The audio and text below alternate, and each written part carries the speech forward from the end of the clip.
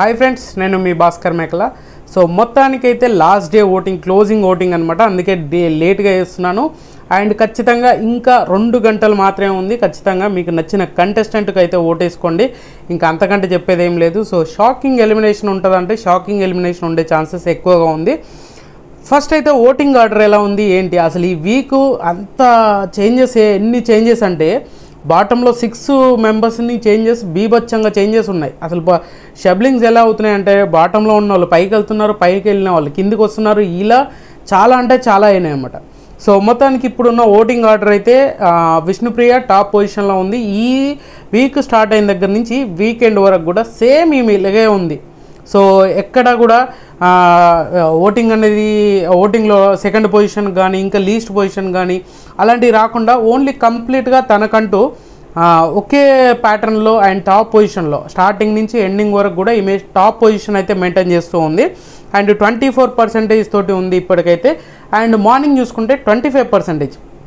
ఈమె ఓటింగ్ అనేది చాలా, ఈ టాస్క్ ఏదైతే ఉందో ఆ టాస్క్ అనేది బాగా అదైపోయింది. అండ్ ఇంకొకటి ఏంటంటే ఈ గ్రూప్ వైజ్గా, క్లాన్స్ టీమ్ వైజ్గా ఉండేసరికి కొన్ని సిచ్యువేషన్స్ అయితే వచ్చినాయి. అండ్ కొన్ని గొడవలు కూడా అవుతున్నాయి. అండ్ ఎవరు నిఖిల్కిను అండ్ కంటెండర్ని చేసిన సోనియన్ కంటెండర్ కోసం ఆ రెడ్ ఎగ్ అయితే ఇస్తాడు. ఆ ఇష్యూలో కానీ కొన్ని విషయాలలో మన ఇప్పుడు ఈ ఎవరికి విష్ణుకి చాలా ఫేవరబుల్గా ఉండేది. బట్ ఈ టైంకి వచ్చేసరికి మాత్రం ఆమెకు టైం చాలా తక్కువ ఉండేసరికి ఓటింగ్ అనేది పెరగలేదు. సో అంతకుమించి ఇంకేమీ లేదు. అండ్ తర్వాత పొజిషన్ వచ్చేసరికి మణికంఠ ఉన్నాడు. మణికంఠకి మార్నింగ్ 21% ఉంటే ఇప్పుడు 20% ఉంది. మనోడికి చాలా కాన్స్టెంట్ ఓటింగ్ పడుతుంది అబ్బా. ఇది చెప్పినా చెప్పకపోయినా మనకు తెలిసేది ఒకటే. సో చాలా ఇంట్రెస్టింగ్ ఓటింగ్ అనేది మనోడికి పడుతూ ఉంది. కానీ ఈ రేంజ్లో ఓటింగ్ పడుతుంది అని అనుకోలేదు. ఎందుకంటే ఇప్పుడు థర్డ్ వీక్లో స్టార్టింగ్ నుంచి కూడా మ్యాక్సిమం 19, 20, 21 ఆ రేంజ్ వరకే పడుతుంది. 22 వరకు కూడా వచ్చాడు. సో ఈ విధంగా చూసుకుంటే మనోడు స్ట్రాంగ్ కంటెంట్ రావచ్చు. బట్ కొన్ని విషయాల్లో ఎమోషనల్గా వాళ్ళ వైఫ్ గురించి, వాళ్ళ కూతురు గురించి మాట్లాడుకోవడం వల్ల చాలా తక్కువ అయిపోతున్నాడు. ఈ 2 పొజిషన్స్ సేమా అనుకుంటే ఈ రెండింటితో పాటు ఇంకా 2 పొజిషన్స్ కూడా సేమ్ ఉన్నాయి. సో సేమ్ ఉండడం మీన్స్ అంటే సేఫ్ జోన్లో అనమాట. సో యష్మికి రోజు ఆ ఫ్యాన్ ఆడియన్స్ అయితే చాలా బాగా పెరుగుతున్నారు. ఈమెకంటూ సపరేట్ ఫ్యాన్ ఫాలోయింగ్ ఉంది. మొన్నటి వరకు ఏంటి, శోభా శెట్టితో పోల్చిన అందరూ ఇప్పుడు వాళ్ళందరూ హౌస్మేట్స్ అందరిలో ఈమె కొంచెం బెటర్గా తెలివిగా ఆడుతుందిరా అనే ఫీలింగ్ అయితే క్రియేట్ చేయగలిగింది. అండ్ థర్డ్ వీక్ వచ్చేసరికి మార్నింగ్ చూసుకుంటే 13% ఉంది, ఇప్పుడు 14%కి వచ్చింది. చాలా ఇంట్రెస్టింగ్ పెరుగుతుంది కదా. ఇంట్రెస్ట్ అనేది క్రియేట్ చేయగలగడం ఏం లేదు. బట్ ఉన్న పాయింట్స్ని లాజికల్గా మాట్లాడుతుంది, గట్టిగా వాదిస్తుంది. ఎక్కడ ఏ స్టాండ్ తీసుకోవాలో ఆ స్టాండ్ తీసుకుంటుంది. కాబట్టి ఈమెకు తెలియకుండానే ఈమె నెగిటివ్లో నుంచి పాజిటివ్లోకి వచ్చిన క్యాండిడేట్ అనమాట. వెరీ సూన్, అంత తక్కువ టైంలో సెకండ్ వీక్ మొత్తం చూసుకుంటే ఈమెకు చాలా ఎక్కువ నెగిటివిటీ ఉంది. హౌస్లో మొత్తం అందరిట్లో ఈమెకు ఎక్కువ నెగిటివిటీ ఉంది. ఇప్పుడు చూసుకుంటే మాత్రం ఈమెకు చాలా పాజిటివిటీ అయితే పెరుగుతూ ఉంది. అందరితో పోల్చుకుంటే ఈమె చాలా బెటర్ అనే ఫీలింగ్ వచ్చారు. సో తర్వాత పొజిషన్ వచ్చేసరికి ప్రేరణ ఉంది. ప్రేరణకి 12%. ఈమె కెప్టెన్సీ కంటెండర్ కూడా, అంటే చీఫ్ కంటెండర్ కూడా అయ్యింది. సో ఆ రెడ్ ఎగ్ వల్ల సోనియా ఎలా కంటెండర్ అయిందో వీళ్ళ టీంలో నుంచి వీళ్ళు కూడా కంటెండర్ అయింది. ఈమె కూడా చాలా స్ట్రాంగ్గా లేడీ అని చెప్పాం కదా. అసలు ఎవ్వరికి తగ్గుతలేదబ్బా. పృథ్వీతోటి ఆ కొట్లాట్లేంది, పృథ్వీతో ఆ వాదించుడేంది, జనాల్లోకి నిజంగానే ఈ రేంజ్లో దూసుకుపోతుందా?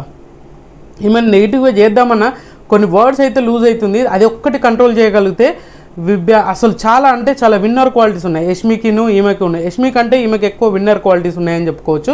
ఎందుకంటే చాలా స్టేబుల్ ఓటింగ్ అండ్ చాలా స్ట్రాంగ్ కంటెంటర్. ఏదానికైనా ఏది తగ్గట్లేదు. కొన్ని మాటలు లూజ్ అయిపోతుంది, అది తెలియకుండానే ఫ్లోలో వచ్చేస్తుంది.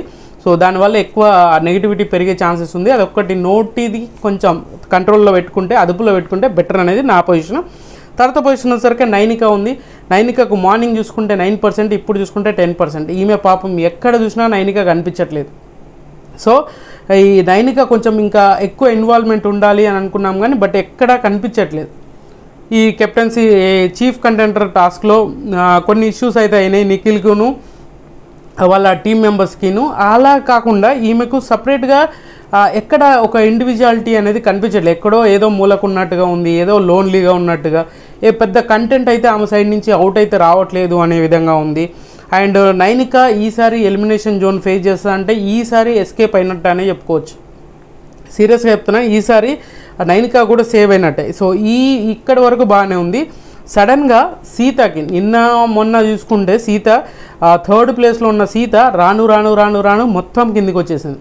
ఈ ఎక్స్ టాస్క్ ఏదైతే ఉందో దాంట్లో చాలా దారుణంగా ఆడడము, కొన్ని విషయాలు ఆమెకు తెలియకుండానే బయట చాలా నెగిటివిటీ అనేది పెంచుకుంది. ఎందుకంటే గేమ్లో మరీ క్రూషియల్గా తయారైంది. అండ్ ఆ గేమ్ తర్వాత ఎక్కడ కంటెంట్ అయితే పెద్దగా కనిపించింది లేదు, ఎక్కడ సిచ్యువేషన్ను హ్యాండిల్ చేస్తున్నట్టుగా ఎక్కడ కనిపించలేదు.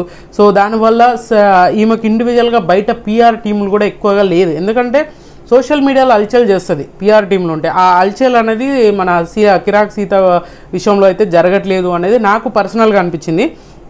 సో ఈమె కొంచెం పిఆర్ టీం లేదు, బట్ చాలా జెన్యున్ పర్సన్. వెళ్ళిపోతే కొంచెం ఎక్కడో తెలియని జెన్యునిటీ మిస్ అవుతుంది. ఆల్రెడీ శేఖర్ భాష వెళ్ళిపోయారని చాలామంది నెగిటివ్, ఇప్పుడు నా పర్సనల్ కాదు, ఆడియన్స్ చాలామంది ఫీల్ అవుతున్నారు, దాన్ని నెగిటివ్గా తీసుకుంటున్నారు.